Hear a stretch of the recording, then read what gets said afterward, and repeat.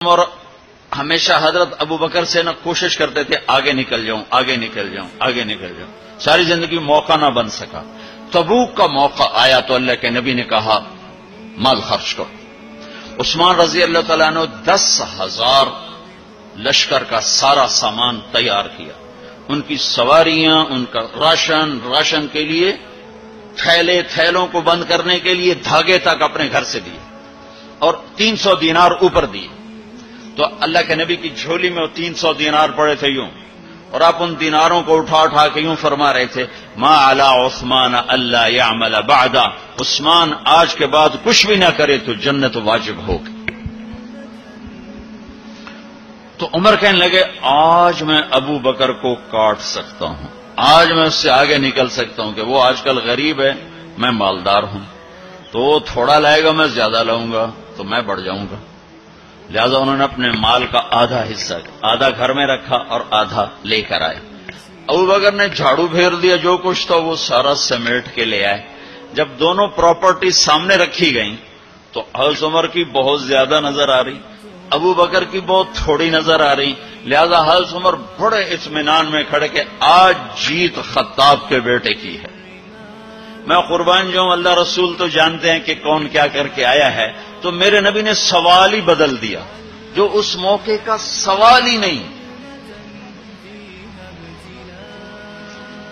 کوئی آدمی مسجد میں چندہ دینے جائے، مدرسے میں چندہ دینے جائے، کہ جی مول صاحب یہ 1 لاکھ روپیہ ہے مدرسے کے لیے، مسجد کے لیے، آگے مولوی صاحب کہیں پیچھے کتنے پڑے ہوئے ہیں، تو کہے گا یہ بھی واپس کرو، میں تو تھوڑی نیت ہے جو کوئی چکر لگتا ہے کہ تسی ٹھیکیدار ہو، مگر علی شاید ابھی پیچھے کتنے پے ہیں۔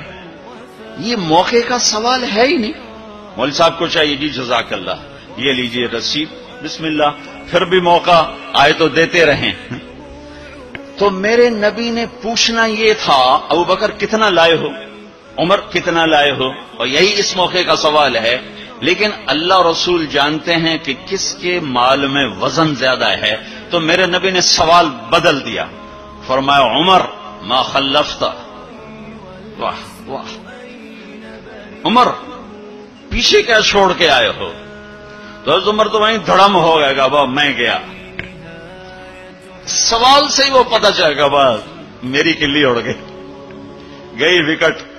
عمر ما خلفت یا ما ترکت لأہلک، یہ دونوں الفاظ ہیں، پیچھے گھر والوں کے لیے کیا چھوڑا؟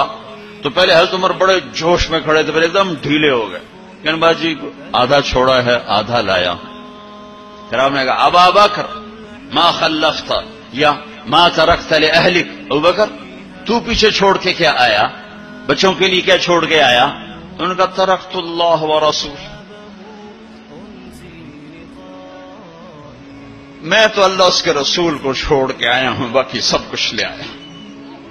تو اس پر عمر کہنے لگے ابو بکر میں نہیں تجھ سے آگے بڑھ سکتا، کوئی بھی تجھ سے آگے نہیں بڑھ سکتا۔ اور اگلی سنو،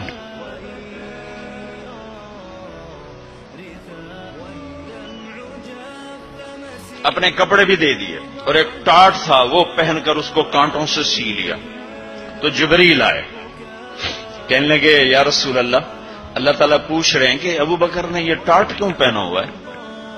تو آپ نے کہا کہ ابو بکر نے سارا کچھ اللہ اس کے رسول پہ لگا دیا ہے اس لیے یہ پہنا ہوا ہے۔ تو کہا یا رسول اللہ، اللہ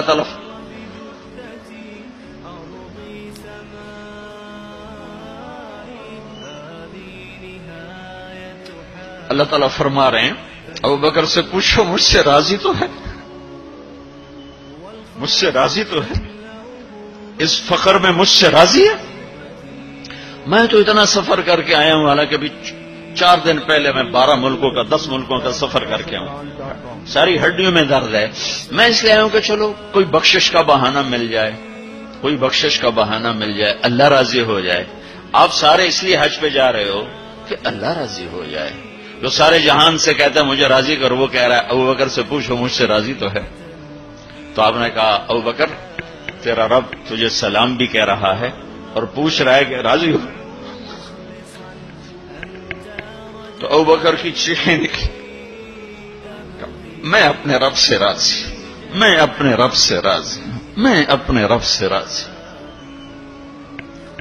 میرے بھائیوں بہنوں، زندگی ایسے گزار کے مرو کہ اللہ کو ملو تو اللہ خوش ہو کے مل رہا. ایسے نہ مرو کہ اللہ کی بارگاہ میں پیش کیے جا رہے ہوں مجرم بن کر، قیدی بن کر. تو اللہ اس کے رسول نے مال لگانے پر زور دیا. اللہ چاہتا تو سب کو مال دے دیتا، کسی کو فقیر، کسی کو مالدار. مالدار کا شکر کا امتحان لیا، فقیر کے صبر کا امتحان لیا. کہ اللہ فقیر کا صبر دیکھے گا، مالدار کا شکر دیکھے گا. اور جب مالدار لوگ زکوٰۃ نہیں دیتے تو پھر عزتیں نیلام ہوتی ہیں. جب سب کچھ اپنے اوپر لگانے کا ذوق بن جاتا ہے اور اپنے ہی بڑے بڑے زیور، کپڑے، گھر، گاڑیاں. یہ بھی لاہور کا واقعہ ہے.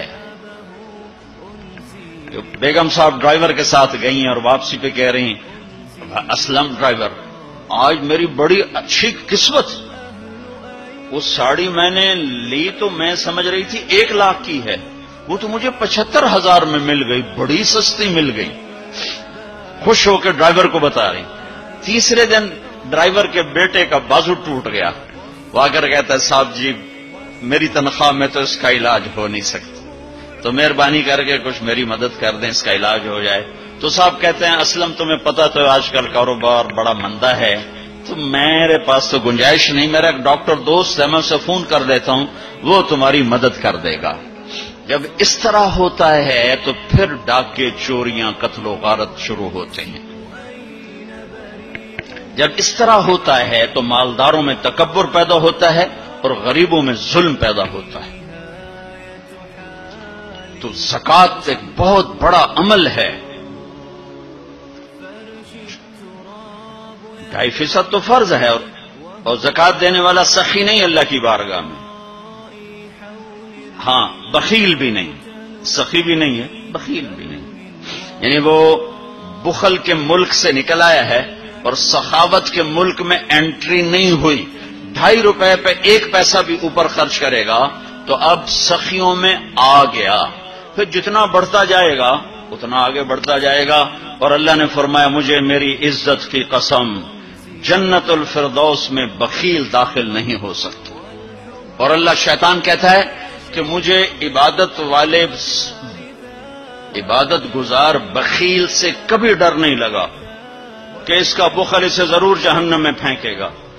نافرمان سخی سے ہر وقت ڈرتا رہتا ہوں کہ اس کی سخاوت کب اسے جنت میں پہنچاتی. اپنے سامری کا نام تو سنا ہوا ہے، قرآن میں بھی ہے، جس نے موسیٰ علیہ السلام کی قوم کو گائے کے بچے کی پوجا پہ لگا دیا، بچڑے کی. اللہ نے کہا سب کو قتل کرو، سارے پکڑے گئے، قتل کیے گئے. سامری بھی آ گیا. موسیٰ علیہ السلام نے کہا قتل کرو، جبریل آ گیا. موسیٰ اللہ تعالیٰ کہہ رہے ہیں اسے قتل نہ کرو، یہ اپنی موت آپ مرے گا. تو موسیٰ علیہ السلام کہنے لگے جو سارے کفر کا سبب بنا اسی کو چھوڑ رہے ہیں. تو اللہ تعالیٰ نے کہا سخی ہے، سخی کو قتل کرنا مجھے اچھا نہیں لگتا، چھوڑ دو، اپنی موت آپ مر جائے گا. کافر کو سخاوت قتل سے بچا گئی. جب ایمان والا کوئی مرد عورت سخی ہوگا تو اللہ کی بارگاہ میں کیسے اونچے مرتبے لے کر جائے.